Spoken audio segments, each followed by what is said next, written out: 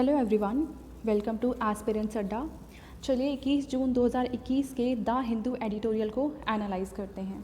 आज हम basically 2 article detail में पढ़ेंगे और बाकी 2 आर्टिकल की मैं आपको समरी बता दूंगी क्योंकि एज सच इम्पॉर्टेंट नहीं है वो। तो पहला जो आर्टिकल हम समझने वाले हैं the comrades and their divergent. तो यहाँ पे इंडिया एंड रशिया के रिलेशंस पहले क्या थे जब कोल्ड वॉर इरा था और अब उसमें क्या चेंजेस आ गए हैं, कैसे दोनों का व्यू पॉइंट्स अब चेंज हो गया है चाइना को लेकर, वो हम डिस्कस करेंगे। सेकेंड है in Kerala the need to budget for the future. तो केरल में फ़िलहाल बजट पेश किया गया है और उसमें क्या क्या प्रोविजंस लाए गए हैं और क्या किया जाना है, क्या इम्प्रूवमेंट होनी चाहिए, तो इसको यहाँ पे डिस्कस किया हुआ है। थर्ड है अ matter of dress and discipline, इसको हम समझेंगे। और एक है होप एंड प्रॉमिस। तो फ़िलहाल देखिए सेंट्रल गवर्नमेंट के द्वारा जम्मू एंड कश्मीर से 14 पार्टीज़ के लीडर्स को बुलाया गया है और उनकी मीटिंग्स रखी जानी है। तो और ये मीटिंग्स 24 जून को होनी है। अब इसका एजेंडा क्या है अभी क्लियर नहीं कहा गया है, पर इस आर्टिकल में जो राइटर हैं वो होप दिखा रहे हैं कि हो सकता है कि वहाँ पे जो 2019 में बाइफर्केशन किया गया था और स्टेट को यूनियन टेरिटरीज़ में डिवाइड कर दिया गया था, हो सकता है उसके बाद यहाँ पे कुछ ऐसे स्टेप्स लिए जाएं जो वहाँ के लोगों के लिए अच्छे हों और हो सकता है वहाँ पे डेमोक्रेसी को और ज़्यादा स्ट्रेंथन करने के स्टेप लिए जाएं। पर अब एग्जैक्टली क्या होगा वो तो हमें 24 को ही पता चलता है। पर यहाँ पे जो राइटर हैं वो सिर्फ उम्मीद दिखा रहे हैं कि हो सकता है कि इस मीटिंग के बाद कुछ अच्छे आउटकम्स निकलें। तो इसमें हमें कुछ ज़्यादा समझने वाली चीज़ है नहीं, बस इतना ही है कि जो मीटिंग होगी फिर उसके क्या एजेंडाज़ हैं, क्या डिस्कशन वहाँ पे होता है, उसके बाद हम वहाँ पे डिस्कस कर लेंगे। और ये जो आर्टिकल है अ matter of dress and discipline, तो इसमें राइटर ये बता रहे हैं कि फ़िलहाल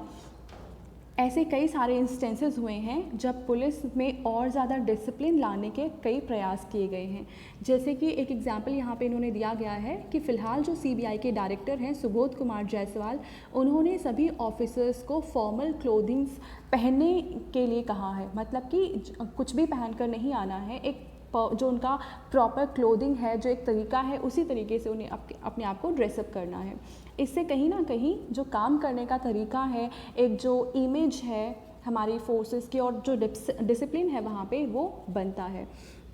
तो राइटर भी कहते हैं कि इस तरह के जो डिसिप्लिन को इन्फोर्स कराया जाना चाहिए जिससे कि जो रिक्वायरमेंट है इन फोर्सेस की उनको पूरा किया जा सके और लोगों के माइंड में जो परसेप्शन है इन फोर्स के बारे में जो थोड़ी ख़राब होती जा रही है उसको इम्प्रूव करने की ये सारी कोशिशें हैं कहीं ना कहीं। ऐसे हम ये भी देखेंगे कि पहले जो डायरेक्टर जनरल बिहार के थे उन्होंने भी इस तरह का एक इंस्ट्रक्शन पास किया था जिसमें ये कहा गया था कि कोई भी जो पर्सन है जो फ़िलहाल सर्विस में है वो ड्यूटी के टाइम पे मोबाइल फ़ोन को नहीं यूज़ करेंगे। एक्सेप्शनल सर्कमस्टांसेस हैं तो अलग बात है, बट नॉर्मल सर्कमस्टांसेस में वो मोबाइल यूज़ को प्रोहिबिट करने की यहाँ पे बात की गई थी। और इससे कहीं ना कहीं जो इमेज है पुलिस की वो बढ़ती है, वो ज़्यादा अटेंटिव होते हैं और अलर्टनेस जो है वो कहीं ना कहीं एफिशिएंसी का हॉलमार्क है। और इस तरीके से जो डिज़ायर्ड रिज़ल्ट है जो निकलने चाहिए और जो काम होना चाहिए वो किया जाता है इन फोर्सेस के द्वारा। तो ऐसे कई सारे मेजर्स हैं जो अलग अलग टाइम पे अलग अलग ऑफिसर्स के द्वारा लिए गए हैं। साथ ही साथ रेगुलेशन भी यही है कि पुलिस मैन को जो उनके रिलीजियस मार्क्स वगैरह होते हैं, जैसे कोई हिंदू रिलीजन का है तो वो टीका वगैरह लगा देगा, या अलग अलग रिलीजन से जो भी पर्सन है जो पुलिस फोर्सेस में है तो जब वो ड्यूटी पे हैं उस समय उन्हें ये किसी भी तरीके के रिलीजियस सिंबल को वियर करना प्रोहिबिटेड है। ठीक है, तो इस बस एक्सेप्शन यहाँ पे ये है कि जो सिख पर्सनल हैं उन्हें दाढ़ी रखना और पगड़ी बांधना, टर्बन्स वगैरह वो अलाउड है। इसके अलावा आप किसी तरह का कोई भी रिलीजियस सिंबल को वियर नहीं कर सकते हैं ड्यूटी के टाइम पे। अब ऐसे में एक और यहाँ पे इंस्टेंस दे रखा है कि पुलिस कमिश्नर जो दिल्ली के थे एस एन श्रीवास्तव, उन्होंने भी फ़िलहाल एक रिसेंटली कुछ ऑब्जेक्शंस रेज़ किए थे जहाँ पे यहाँ पे एक सिविल डिफेंस का पर्सनल था, उसने अपने आप को सब इंस्पेक्टर के तौर पर पोस्ट किया और वो लोग जो कि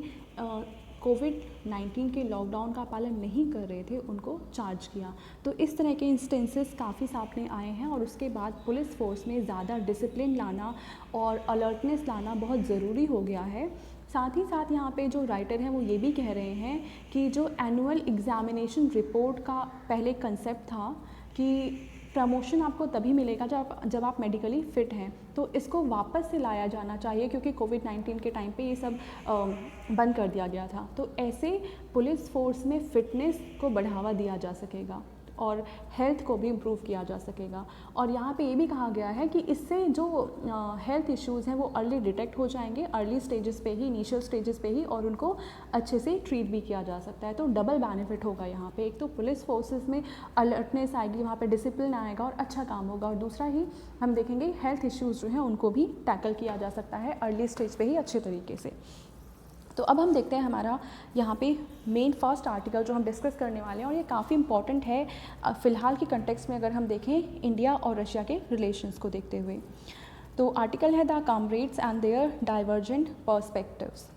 तो यहाँ पे देखिए फ़िलहाल जो रशिया के प्रेसिडेंट है व्लादिमीर पुतिन, उन्होंने ये कहा है कि जो इंडिया के पीएम है नरेंद्र मोदी और चाइनीज़ प्रेसिडेंट हैं जी जिनपिंग, वो काफ़ी रिस्पॉन्सिबल हैं और वो अपनी कंट्रीज़ के बीच में जो भी इश्यूज़ हैं वो उसको सॉल्व कर सकते हैं बिना किसी एक्सटर्नल पावर के इंटरफेरेंस के। तो इन्होंने कहीं ना कहीं चाइना का जो असर्टिव रोल है उसको अंडरमाइन किया है और बहुत कम आंका है, और ये कहा है कि हाँ ये दोनों सेल्फ सफिशिएंट है, अपने रोल को निभा सकते हैं, अपनी जिम्मेदारियों को निभा सकते हैं, और अपने बीच के जो बॉर्डर इश्यूज़ हैं जो और या दूसरे मुद्दे हैं जैसे फ़िलहाल गलवान वैली में इशू हुआ है उसको रिजॉल्व कर सकते हैं ये दोनों आपस में ही। तो ऐसे में जो इनका जो भी इन्होंने यहाँ पे कहा है, it only reinforces China's claim that Quad is aimed at containing Beijing's influence in the Indo-Pacific region। तो देखिए क्वाड के फॉर्मेशन के पहले भी और उसके बाद में ही चाइना हमेशा क्वाड का अपोजिशन करता आया है, और चाइना का मानना ये है कि क्वाड का फॉर्मेशन ही इसलिए हुआ है कि चाइना को टैकल किया जा सके, और क्वाड एंटी चाइना स्टैंस रखता है, ऐसा चाइना का मानना है। और इस स्टैंस को कहीं ना कहीं रशिया भी मानता है, और रशिया का मानना है कि क्वाड का फॉर्मेशन एंटी चाइना है, साथ ही साथ एंटी रशिया भी है, यानी रशिया का भी अपोज किया जाता है क्वाड के द्वारा, ऐसा मानना है रशिया का। और इस वे में रशिया चाइना का यहाँ पे साथ दे रहा है। और अगर हम इंडिया की बात करें तो इंडिया और रशिया का जो अगर हम दोस्ती देखें बहुत पुरानी है। 1971 में इंडिया और यूएसएसआर के बीच में फ्रेंडशिप ट्रीटी हुई थी, और उसके बाद रिलेशंस दोनों कंट्रीज़ के काफ़ी अच्छे हैं। पर फिलहाल जो जियोपॉलिटिक्स में चेंजेस आ रहे हैं उसके बाद हम देख रहे हैं कि जो रशिया है वो चाइना एंड पाकिस्तान के ज़्यादा क्लोज चला गया है, और इंडिया यूएस के ज़्यादा क्लोज चला गया है। तो इस तरीके से जो जियोपॉलिटिक्स में जो चेंज आ रहा है उस वजह से इंडिया और रशिया के रिलेशन थोड़े थोड़े ख़राब होते जा रहे हैं। अब यहाँ पे देखिए रशिया का जो एम्बेसडर है उन्होंने भी ये कहा था कि the Indo Pacific strategy is efforts to revive the cold war mentality, यानी इनका स्टैंस ये है कि ये जो क्वाड बनाया गया है वो कोल्ड वॉर इरा को रिवाइव करेगा, और उस तरह की मेंटालिटी के साथ इसको बनाया गया है। साथ ही साथ जो रशिया की फॉरेन मिनिस्टर हैं उन्होंने भी क्वाड को लैश आउट किया है, और इसको भी इन्होंने यही देखा है कि हाँ ये anti Russia and anti China है। अब ऐसे में अगर हम देखें जो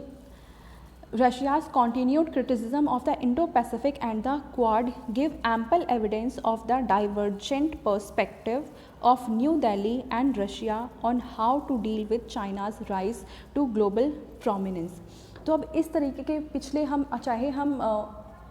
रशिया के फॉरेन मिनिस्टर को देखें, चाहे इनके एम्बेसडर को देखें, या फिर हम वहाँ के प्रेसिडेंट को देखें, तो सभी ने जो अपने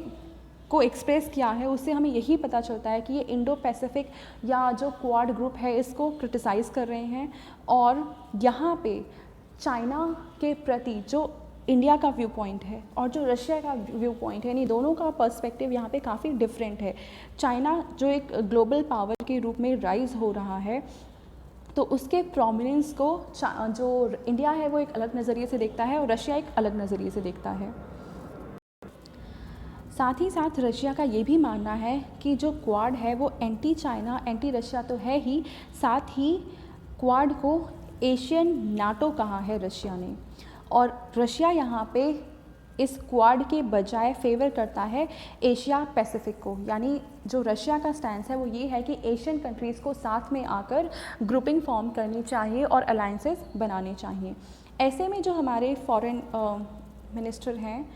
मिस्टर जयशंकर, उन्होंने ये कहा कि हमारी जो भी रिलेशंस होंगे दूसरे कंट्रीज़ से वो हम डिसाइड करेंगे, हम ऑटोनॉमस हैं डिसीजन लेने के लिए कि हमें क्या करना चाहिए और क्या नहीं करना चाहिए। हमारे किसी भी कंट्री के साथ रिलेशंस या कोई ग्रुपिंग्स किसी और कंट्री के द्वारा नहीं डिसाइड किया जाएगा। और उन्होंने ये भी ऑब्ज़र्व किया कि Mr. Jaishankar had observed that incorporation of Indo-Pacific concept in Indian diplomacy means that India can no longer be confined between the Malacca Strait and Gulf of Aden। तो यहाँ पे हमारे जो फॉरेन मिनिस्टर है उनका ये स्टैंस है कि अगर हम इंडो पैसिफिक ग्रुपिंग का पार्ट बनते हैं, क्वाड का पार्ट बनते हैं, तो हम कहीं ना कहीं अपने आप को एक्सपैंड कर रहे हैं और हमारी रीच अब मलक्का स्ट्रेट और गल्फ ऑफ एडन से भी कहीं ज़्यादा दूर जा चुकी है। अब यहाँ पे अगर हम सीनो इंडियन रिलेशन की बात करें, मतलब कि इंडिया और चाइना के बीच के रिलेशन की बात करें, तो जब से ये गलवान इंसिडेंट हुआ है, ये बलवान नहीं सॉरी गलवान है, तो जब से गलवान क्लैशेस हुए हैं उसके बाद ही इंडिया और चाइना के बीच के जो रिलेशन है वो और ज़्यादा ख़राब ही होते आए हैं। और ऐसे में अगर हम बात करें कि जहाँ पे एक और इंडिया और चाइना के रिलेशंस ख़राब होते जा रहे हैं, वहीं पे diplomatic romance between Russia and Pakistan and Russia's uncritical advocacy of China's global vision have left New Delhi overly confounded. तो जहाँ पे इंडिया और चाइना के रिलेशन ख़राब हो रहे हैं, वहीं दूसरी ओर रशिया के पाकिस्तान के साथ रिलेशन काफ़ी अच्छे हो रहे हैं। साथ ही साथ रशिया जिस तरीके से चाइना को सपोर्ट कर रहा है और उसके ग्लोबल विजन को जिस तरह से अनक्रिटिकल तरीके से एडवोकेट कर रहा है, तो इसने न्यू दिल्ली को कहीं ना कहीं परेशान किया है और इस तरीके से इंडिया और रशिया के रिलेशन जो हैं उनमें दूरियां आती जा रही हैं। अब वो उस तरीके का रिलेशन या उस तरीके की हम कहेंगे दोस्ती नहीं है जैसे कि 1970s के इरा में थी। अब देखो, अगर हम तब की बात करें जब कोल्ड वॉर इरा था, तब यूएसएसआर काफ़ी बड़ा था और काफ़ी पावरफुल कंट्री भी थी वो। पर जैसे ही यूएसएसआर का डिसइंटीग्रेशन हुआ और उसका जो हम सक्सेसर कंट्री कहें वो रशिया बना, तो रशिया पहले यूएसएसआर के कंपैरिजन में काफ़ी ज़्यादा वीक हो गया था। तो अब इंडिया पूरी तरह से अपने आप को यूएसएसआर के ऊपर डिपेंड नहीं रख सकता था अपनी नीड्स को पूरा करने के लिए, और इंडिया को अपने जो एक्सटर्नल सोर्सेज हैं उसको डाइवर्सिफाई करने की ज़रूरत थी जिससे कि बैलेंस इस्टेब्लिश किया जा सके। इंडिया को और ज़्यादा यहाँ पे पार्टनर्स की ज़रूरत फील हुई जब एक बार यूएसएसआर का डिसइंटीग्रेशन हो गया और रशिया यहाँ पे कमज़ोर हो गया। तो ऐसे में रशिया का ये स्टैंड था कि रशिया, चाइना और इंडिया को मिलकर एक ग्रुप फॉर्म करना चाहिए और यूएस के अगेंस्ट एक पोल को क्रिएट करना चाहिए। पर ऐसे में जो चाइना है, हमेशा चाइना का स्टैंड एंटी इंडिया ही रहा है। चाइना का ये एटीट्यूड था कि इंडिया इनकैपेबल है इन चीज़ों के लिए, और साथ ही साथ चाइना की रिलेशन पाकिस्तान के साथ काफ़ी अच्छे होते गए। और ऐसे में जो ये ट्राइलेटरल कंसेप्ट जो रशिया चाह रहा था कि ट्राइलेटरल फ्रेंडशिप हो रशिया, चाइना एंड इंडिया की, वो नहीं हो पाई, क्योंकि पहली बात चाइना इंडिया का कभी साथ नहीं देगा, और दूसरी बात चाइना के पाकिस्तान के साथ रिलेशन काफ़ी अच्छे होते गए, और जो कि दोनों का स्टैंड एंटी इंडिया ही है, चाहे वो पाकिस्तान है या फिर चाइना है। अब ऐसे में इकोनॉमिक लिबरलाइजेशन हुआ 1991 में, हम अपनी इकॉनमी को लिबरलाइज़ किया। अब इसके बाद क्या हुआ, this allowed New Delhi to buy sophisticated weapons from wider global market. अब जब हमने यहाँ पे देखा कि ग्लोबलाइजेशन का इरा है, हमने अपनी इकॉनमी को लिबरलाइज़ कर दिया, तो अब हम अलग अलग कंट्रीज़ के साथ अलग तरीके से रिलेशन बना सकते थे। अब हमें सिर्फ और सिर्फ यूएसएसआर पे रिलाई होने की ज़रूरत नहीं थी। तो हमने अपने वेपन्स को अलग अलग कंट्रीज़ से ख़रीदना शुरू किया। इसमें हम देखेंगे फ्रांस वगैरह का योगदान काफ़ी ज़्यादा है, इज़राइल से हमने काफ़ी सारी टेक्निक्स ली हैं। तो अब यहाँ पे इंडिया के पास एक अच्छा खासा ये मार्केट हो गया था कि वो अलग अलग कंट्रीज़ से वेपन्स को परचेज़ कर सके और जो अपनी सोर्स है उसको डाइवर्सिफाई करे और एक बैलेंस यहाँ पे स्थापित करे। ठीक है, तो यहाँ पे हमें जो सप्लाई प्रोवाइड की वो इज़राइल है, फ्रांस है, इनके द्वारा हमें वेपन्स की सप्लाई की गई और इन्होंने खुशी खुशी ऐसा किया। और इससे जो न्यू दिल्ली की बार्गेनिंग कैपेसिटी है मॉस्को के साथ, वो भी इन्हांस हो गई, यानी अब इंडिया ज़्यादा अच्छे लेवल पे आ गया कि मॉस्को के साथ अब वो बार्गेन कर सकता था, अब ये पूरी तरह से ये मॉस्को पे डिपेंडेंट नहीं था। साथ ही साथ इंडिया ने अपने कोऑपरेशन को यूएस के साथ भी स्ट्रेंथन किया, यानी पहले जब इंडिया ने नॉन अलाइनमेंट मूवमेंट फॉर्म किया और इंडिया की यूएसएसआर के साथ फ्रेंडशिप ट्रीटी हुई, तो उस वक्त इंडिया और यूएस के बीच में काफ़ी ज़्यादा डिफरेंसेस थे और यूएस ने पाकिस्तान का सपोर्ट किया हमेशा से। पर अब के कंटेक्स्ट में क्योंकि चीज़ें काफ़ी चेंज हो चुकी हैं, तो इंडिया ने यूएस के साथ अपने रिलेशन को स्ट्रेंथन किया है, in part against the perceived terrorism threat but also in light of China's growing assertiveness. तो अब यहाँ पे इंडिया और यूएस को साथ लाने में दो चीज़ों का मेन रोल है। पहला तो जो टेररिज्म है उसने सिर्फ ऐसा नहीं है कि इंडिया को ही अफेक्ट किया है, यूएस में भी टेररिज्म काफ़ी ज़्यादा फैला है और उसके बाद इंडिया और यूएस साथ में आए हैं टेररिज्म को टैकल करने के लिए। और दूसरी चीज़, जिस तरीके से चाइना की ग्रोथ हुई है, तो चाइना एक थ्रेट पोज करता है यूएसए के लिए, तो ऐसे में चाइना को टैकल करने के लिए भी और चाइना की जो असर्टिवनेस है, चाहे वो साउथ चाइना सी में है या अपने आसपास के जो नेशंस हैं उनके ऊपर, इस सिलसिले में भी हमने देखा कि कहीं ना कहीं चाइना के इस इंस्टेंस ने, इस स्टैंड ने इंडिया को यूएस के काफ़ी करीब ला दिया है। तो ये दो इश्यूज़ हैं जिस वजह से इंडिया और यूएस की जो दोस्ती है वो और ज़्यादा इन्हांस हुई है, स्ट्रेंथन हुई है। साथ ही साथ इंडिया ने जापान के साथ और ऑस्ट्रेलिया के साथ भी क्लोज टाइज इस्टेब्लिश करी हैं और इस तरीके से हम कह सकते हैं एक सॉफ्ट बैलेंसिंग हम देखने को मिल रही है हमें यहाँ पे कि इंडिया का रिलेशन जापान के साथ, ऑस्ट्रेलिया के साथ, यूएसए के साथ और इंडिया, ये चारों मिलकर क्वाड फॉर्म करती ही हैं। तो कहीं ना कहीं एक अच्छी ग्रुपिंग है और इंडिया को ये पावरफुल प्लेस पे लाकर खड़ा करता है।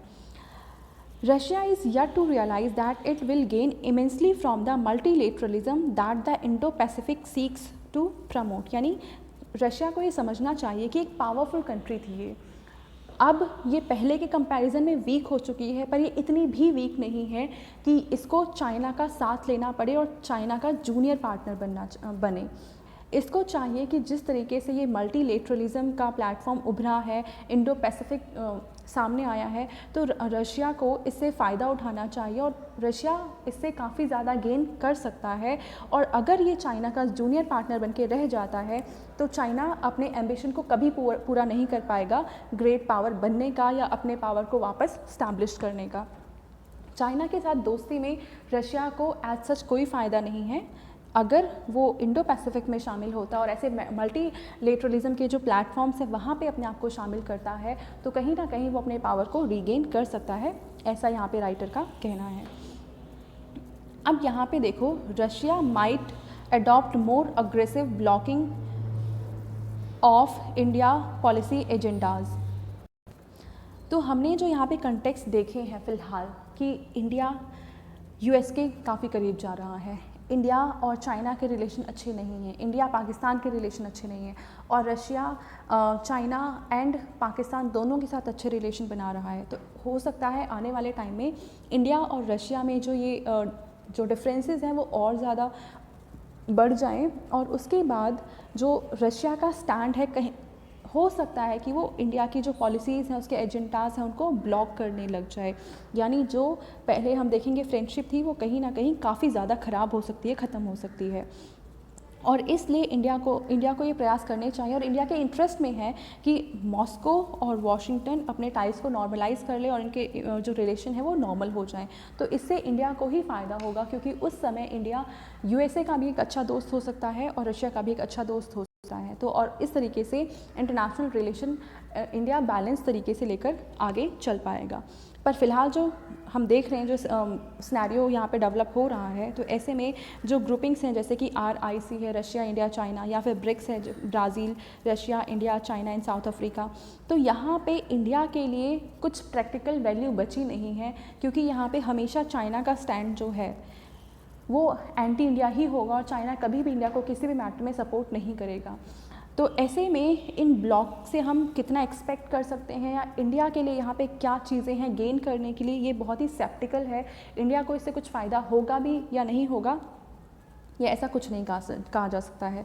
अब Beijing's policies will still be constrained and altered in fundamental ways by India which can not be expected to adopt a hopeless stance of remaining peripheral in its own strategic backyard. तो फिलहाल यहाँ पे जो हम policies देख रहे हैं और जो स्टैंस देख रहे हैं इंडिया और चाइना के बीच में, हमने लास्ट ईयर ही देखा कि ये जो गलवान वैली हुआ है और जो क्लैश हुआ है इंडिया और चाइना के बीच में, ये काफ़ी समय बाद हुआ है, कितने सालों बाद ऐसा हुआ है। हमेशा ऐसा होता था कि जो बॉर्डर डिस्प्यूट है वो चाइना और इंडिया के बीच में हमेशा से ही रहे हैं, इंडिपेंडेंस के टाइम से ही रहे हैं, पर इस तरीके की दोनों मिलिट्री आपस में साथ में आ जाए, उनके बीच में क्लैश हो, ऐसा बहुत सालों से नहीं हुआ था। तो यहाँ पे अब इस तरीके की पॉलिसीज़ को देखते हुए ना इंडिया चाइना पे ट्रस्ट कर सकता है, ना चाइना इंडिया पे ट्रस्ट कर सकता है। तो ऐसे में दोनों को अपने इंडिपेंडेंट पॉलिसीज़ बनानी होंगी। और अगर यहाँ पे जहाँ तक रशिया की बात है तो इंडिया को कोशिश यहाँ पे ये करनी होगी कि रशिया के साथ भी रिलेशन अच्छे बन सके, वरना यहाँ पे जो रशिया के साथ इंडिया के टाइज ख़राब हो सकते हैं। और हो सकता है कि ये जो काफ़ी समय से दोस्ती बनी आ रही थी यूएसएसआर एंड इंडिया के बीच में, जो कि अब रशिया है, उसके साथ हो सकता है हमारे रिलेशन ख़राब हो जाएं और जो हमारा जो ये इंटरनेशनल रिलेशन है वो पूरी तरह से कहीं ना कहीं उसका स्नैरियो ही बदल जाएगा, जियोपॉलिटिक्स में एक बहुत तगड़ा बदलाव आएगा। अब हम देखते हैं यहाँ पे जो सेकंड आर्टिकल था, जो कि आज का हमारा लास्ट आर्टिकल है, वो ये है, in Kerala the need to budget for the future. तो फिलहाल देखो यहाँ पे केरल में ये बताया जा रहा है कि पैंडेमिक की वजह से ना सिर्फ इंडिया में, केरल में भी, बाकी और भी स्टेट्स में बहुत ज़्यादा हालात ख़राब हुए हैं। और अगर हम ग्रोथ की बात करें तो केरला में ग्रोथ 3.8% से कम हो गई है। तो ऐसे में यहाँ पे the centre for monitoring Indian economy, इसका एक एस्टिमेट है जिसने ये बताया है कि केरला में अनएम्प्लॉयमेंट रेट 23.5% पर पहुंच चुकी है मई 2021 में, और ये काफ़ी ज़्यादा है। 23.5 अनएम्प्लॉयमेंट रेट काफ़ी ज़्यादा है। पर यहाँ पे जो बजट पेश किया गया है केरला के द्वारा, ये काफ़ी अच्छा बताया जा रहा है। और इस बजट को देखते हुए हम ये देख सकते हैं कि इन्होंने क्या प्रायोरिटीज़ अपने डिसाइड करी हैं, और जो प्रायोरिटीज़ इन्होंने डिसाइड की हैं वो केरला के लिए काफ़ी अच्छी बताई जा रही हैं। जैसे कि इन्होंने कहा है फ्री वैक्सीनेशन पॉलिसी जो इन्होंने अपनाई है, कि इनके पास डिक्लाइन हुआ है रेवेन्यू में, इनका जो रेवेन्यू है वो 18% से डिक्लाइन हुआ है, उसके बावजूद इन्होंने वैक्सीनेशन पॉलिसी जो है वो फ्री ऑफ कॉस्ट रखी है। तो ये एक अच्छा मूव है और ये बताता है कि केरला की प्रायोरिटी क्या है और अपने लोगों को कितना इम्पोर्टेंस दिया जाता है केरल में। साथ ही साथ वहाँ पे 8900 करोड़ रुपीज़ का जो है इनकम ट्रांसफ़र स्कीम शुरू की गई है, जो कि पुअर सेक्शंस को और वुलनरेबल सेक्शंस को काफ़ी ज़्यादा राहत पहुंचाएगा, क्योंकि फ़िलहाल पैंडेमिक की सिचुएशन में ये दोनों सेक्शन काफ़ी ज़्यादा प्रभावित हुए हैं। और इस तरीके से अगर उन्हें इनकम ट्रांसफ़र स्कीम के तहत लाया जाएगा और उन्हें पैसे प्रोवाइड किए जाएंगे तो उनकी हालत इस पैंडेमिक की सिचुएशन में थोड़ी बेटर हो सकती है। Kerala is undergoing a transformation grappling with structural issues. तो अब यहाँ पे देखो कि केरला में फ़िलहाल जो प्रॉब्लम आ रही है वो इस वजह से आ रही है कि वहाँ पे स्ट्रक्चरल चेंजेस करने की कोशिश की जा रही है, और इस वजह से वहाँ पे जो इकॉनमी है एक तरह से वो रिवैम्प कर रही है, सोसाइटी में काफ़ी ज़्यादा ट्रांसफॉर्मेशन आ रहा है, और इस वजह से वहाँ पे प्रॉब्लम्स जनरेट हो रही हैं। अगर हम पिछले 10 सालों की बात करें तो यहाँ पे ओपन एम्प्लॉयमेंट रेट जो है वो हाईएस्ट रहा है, अराउंड 10% का। ओपन एम्प्लॉयमेंट रेट का मतलब होता है कि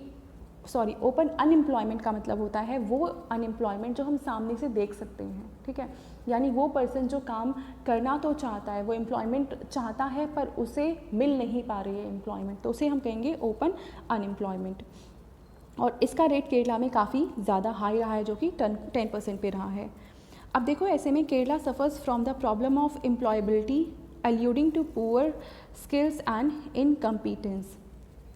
तो अब केरल में हम देखेंगे, देखो केरल को कहीं ना कहीं ये माना जाता है कि इंडिया में अगर कोई स्टेट है जो काफ़ी ज़्यादा एडवांस्ड है तो वो केरला है, पर फिलहाल के कंटेक्स्ट में अगर हम देख रहे हैं कि वहाँ पे कुछ ना कुछ प्रॉब्लम्स जनरेट हो रही हैं। तो यहाँ पे ये बताया जा रहा है कि यहाँ पे अनएम्प्लॉयमेंट रेट का काफ़ी ज़्यादा हाई होना, इसके पीछे एक रीज़न ये भी है, पुअर स्किल एंड इनकम्पिटेंसी वहाँ की मेन प्रॉब्लम है, जिस वजह से ये प्रॉब्लम हम फेस कर रहे हैं। साथ ही साथ वहाँ पे youth bulge in Kerala's age structure and structural transformation of the economy. देखो पहला क्या है, youth bulge in Kerala's age structure, यानी कि अगर हम केरला की एज में देखें कि वहाँ पे ओवरऑल किस एज ग्रुप के लोग जो हैं वो सबसे ज़्यादा हैं, तो जो यंग पॉपुलेशन है जिसको फ़िलहाल एम्प्लॉयमेंट की ज़रूरत है वो काफ़ी ज़्यादा बढ़ी है। तो ऐसे में अचानक से जब इस तरीके की ग्रोथ होती है तो अनएम्प्लॉयमेंट अपने आप ही बढ़ेगा। और दूसरी चीज़ हमने ये देखा कि इकॉनमी में स्ट्रक्चरल ट्रांसफॉर्मेशन हो रहा है, और इन दो वजहों से जो अनएम्प्लॉयमेंट रेट है वो केरला में काफ़ी ज़्यादा हाई हुआ है। अब यहाँ पे देखो, this large rise in the labour force could not be absorbed in the emerging sectors that were less labour intensive causing structural unemployment. अब यहाँ पे हो क्या रहा है, पहले हम ये समझते हैं कि स्ट्रक्चरल अनएम्प्लॉयमेंट क्या होता है। स्ट्रक्चरल अनएम्प्लॉयमेंट का मतलब ये है कि long lasting unemployment that comes about due to shift in economy, यानी किसी भी इकॉनमी में शिफ्ट आता है। किसी भी इकॉनमी के 3 सेक्टर्स होते हैं, प्राइमरी, सेकेंडरी एंड टर्शरी। तो अगर इन सेक्टर्स में एक शिफ्ट आता है कि अगर प्राइमरी सेक्टर से ज़्यादातर लोग सेकेंडरी या टर्शरी सेक्टर में मूव करने लग गए हैं तो इसको हम शिफ्ट कह सकते हैं। तो इस तरह के जो शिफ्ट आते हैं उस वजह से इकॉनमी में चेंज आता है। अब यहाँ पे जॉब्स तो अवेलेबल हैं, but there is a mismatch between what is required and what is available workers offer, यानी कंपनीज़ को जो चाहिए, यानी जो स्किल और जो कम्पिटेंसी चाहिए वो स्किल एंड कम्पिटेंसी लोगों के पास नहीं है। हालांकि लोग पढ़े लिखे हैं वहाँ पे, बट इस कंटेक्स्ट में, केरला के कंटेक्स्ट में अभी 2-4 दिन पहले एक आर्टिकल और आया था जिसमें बताया गया था कि वहाँ का एजुकेशन सिस्टम में क्या प्रॉब्लम्स हैं जिस वजह से अनएम्प्लॉयमेंट जनरेट हो रही है। कि वहाँ के एजुकेशन सिस्टम में ये है कि कुछ पर्टिकुलर डिग्रीज़ को and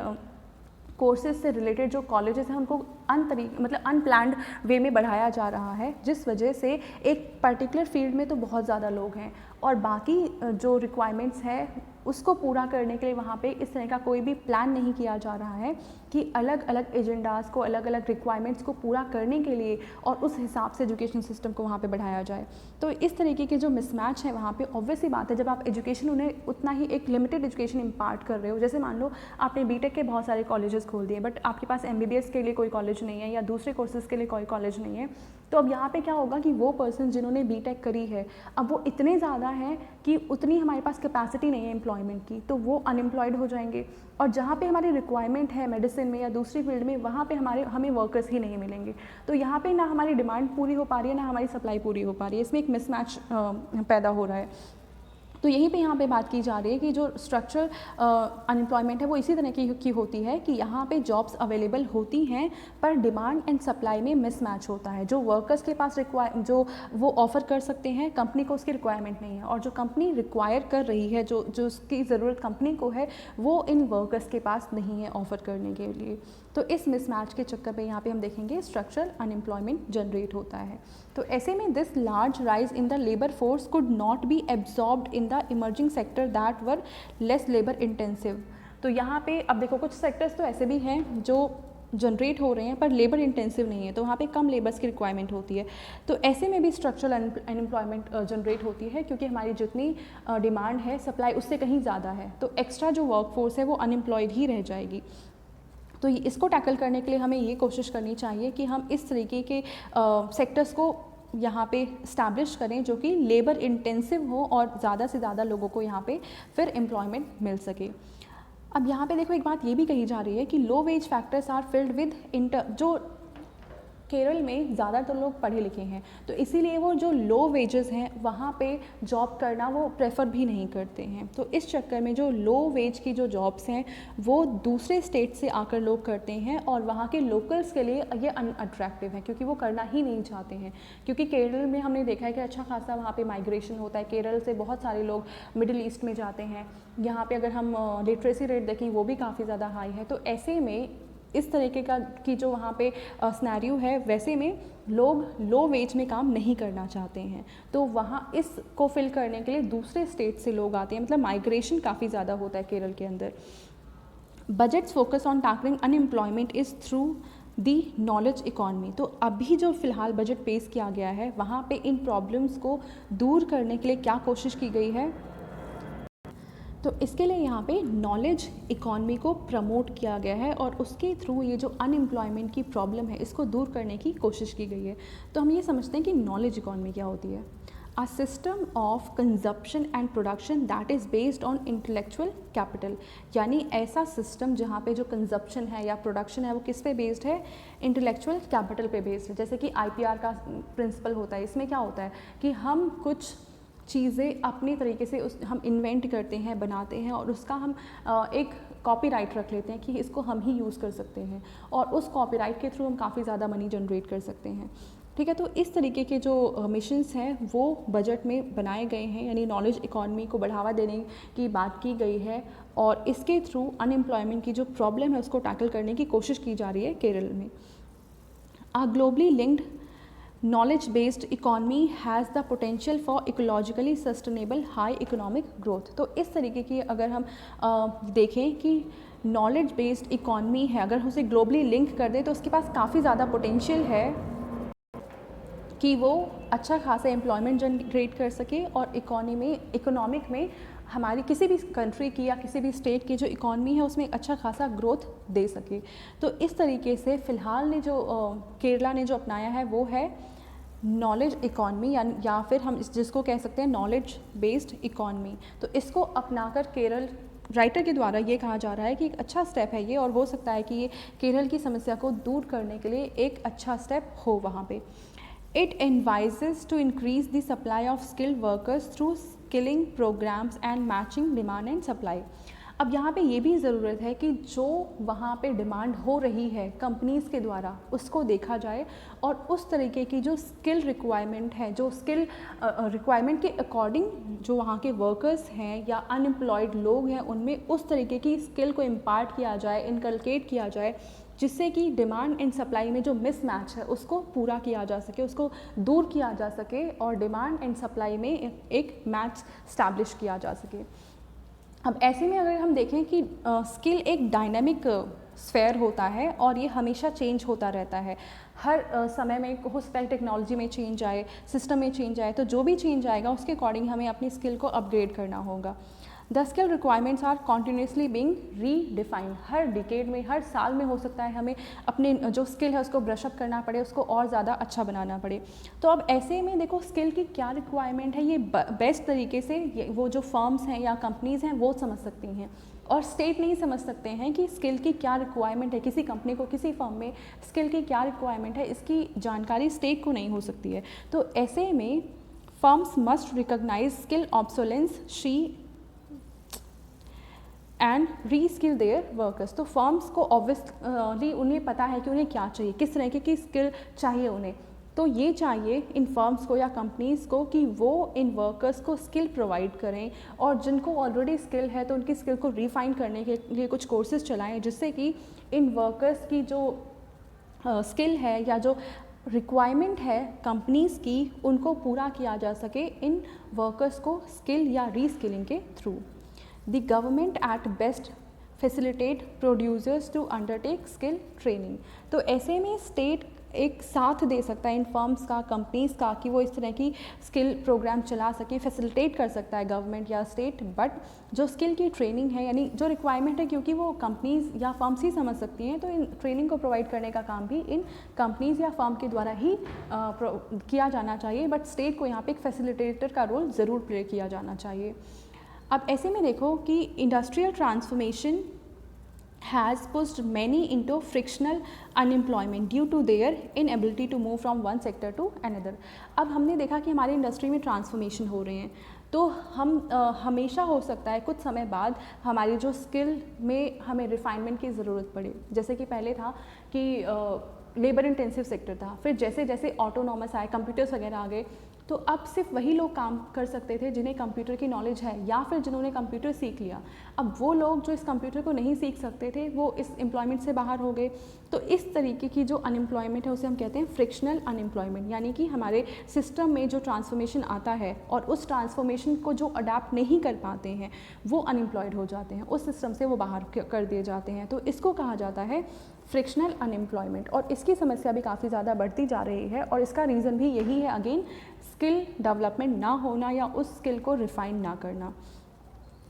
Kerala entered a high growth trajectory in the 1990s driven by the services, the traditional industries and agriculture sector remain stagnant. तो 1990s में ही हम देखेंगे केरला में अच्छा खासा ग्रोथ देखने को मिल रहा था, पर ये ग्रोथ वहाँ की सर्विसेज की वजह से हो रहा था, और ट्रेडिशनल वहाँ पे जो इंडस्ट्रीज़ हैं या एग्रीकल्चर हैं जो छोटे लेवल पे काम कर रही थी वो स्टेगनेंट ही बनी रही, उनमें किसी तरह का ग्रोथ, कोई डेवलपमेंट देखने को नहीं मिला। Small and marginal farmers and petty services providers suffer from poor income despite their efforts, a form of underemployment। तो ऐसे में हम ये देखेंगे कि जो वहाँ के वो लोग जो कि एग्रीकल्चर में या स्मॉल लेवल पे इंडस्ट्रीज़ में लगे हुए थे, तो वहाँ पे उनको इंसेंटिवाइज एज सच किया नहीं गया है, और ये जो स्मॉल एंड मार्जिनल फार्मर्स हैं या इस तरीके की जो सर्विस प्रोवाइडर्स हैं वो काफ़ी बुरी हालत में जी रहे हैं, उनकी जो इनकम है वो काफ़ी कम है और वो पॉवर्टी में अपना जीवन गुजार रहे हैं, और इस तरीके के कोई एफ़र्ट्स गवर्नमेंट के द्वारा कोई इंटरवेंशन भी नहीं किया गया है कि इनकी हालत को ज़्यादा सुधारा जा सके। अब यहाँ पे हमें देखने में तो लगेगा कि भाई लोग एग्रीकल्चर में लगे हुए हैं, इंडस्ट्रीज़ में लगे हुए हैं, तो ऑब्वियस सी बात है लगेगा कि यहाँ पे एम्प्लॉयमेंट रेट अच्छा खासा है, देखने में ऐसा लगेगा, बट यहाँ पे ऐसा होगा नहीं, क्योंकि अगर मान लो किसी फील्ड में 10 लोगों की रिक्वायरमेंट है और वहाँ पे 15 लोग काम कर रहे हैं, तो बाकी 5 लोग तो एक्स्ट्रा कहीं और काम कर सकते हैं, तो एक तरीके से वो अनएम्प्लॉयड ही माना जाएगा। तो यहाँ पे हम देख रहे हैं इस तरीके की समस्या भी केरल में जनरेट हो रही है। तो आप इस आर्टिकल को अगर उस केरल के आर्टिकल जो 2-4 दिन पहले आया था उसके कंटेक्स्ट में अगर आप जोड़ कर देखते हैं, दोनों को साथ में समझते हैं, तो आपको एक्चुअल में प्रॉब्लम समझ में आएगी कि केरल की जो इकॉनमी की हालत है वहाँ पे, और स्ट्रक्चर जो यहाँ पे अनएम्प्लॉयमेंट जनरेट हो रहा है या फ्रिक्शनल एम्प्लॉयमेंट जनरेट हो रहा है, उसका क्या रीज़न है। इसका डायरेक्ट लिंक वहाँ के जिस तरीके से एजुकेशनल इंस्टीट्यूशन को बढ़ावा दिया गया है उसमें वो इसका हम एक रूट कॉज समझ सकते हैं कि वो प्रॉब्लम का मेन जड़ है, और जब तक उसको सुधारा नहीं जाएगा तब तक केरल में इस तरीके की जो चेंजेस हैं या जो प्रॉब्लम्स है उसको हम सॉल्व नहीं कर सकते हैं। तो नीचे से शुरू करना होगा, हमें एजुकेशन इंस्टीट्यूशन से शुरू करने होंगे, और फिलहाल जो बजट में प्रोविजंस यहाँ पे किया गया है नॉलेज बेस्ड इकॉनमी, वो भी कहीं ना कहीं केरल में एक अच्छा मूव साबित हो सकती है और वहाँ की प्रॉब्लम्स को टैकल कर सकती है। और उसके बाद हम देखेंगे कि केरल ने भी कुछ तो इनिशिएटिव्स लिए ही हैं, जैसे कि यहाँ पे राइटर के द्वारा बताया गया है, effective interventions can encourage collectivisation to overcome size related diseconomies, और साथ ही साथ the new initiative of the collective initiative for agriculture infrastructure in Kerala is encouraging. तो केरल के द्वारा यहाँ पे ये शुरू किया गया है CAI जिसको यहाँ पे हम कह रहे हैं initiative for agriculture infrastructure in Kerala. तो केरल में अब अगर वहाँ पे एग्रीकल्चर इंफ्रास्ट्रक्चर को सुधारा जा रहा है और गवर्नमेंट अब इंटरवीन कर रही है अपने एग्रीकल्चर फील्ड को इन्हांस करने के लिए, स्ट्रेंथन करने के लिए, तो ये वहाँ की ओवरऑल इकॉनमी को बढ़ावा देगा और केरल के लिए कहीं ना कहीं एक अच्छा स्टेप साबित होगा। और ये आर्टिकल तो हम पहले ही डिस्कस कर चुके हैं, a matter of dress and discipline, तो ये ही आज के मेन इंपॉर्टेंट आर्टिकल्स थे। So thank you for watching this video, and if you like this video kindly like it, share it and subscribe to my channel. Thank you.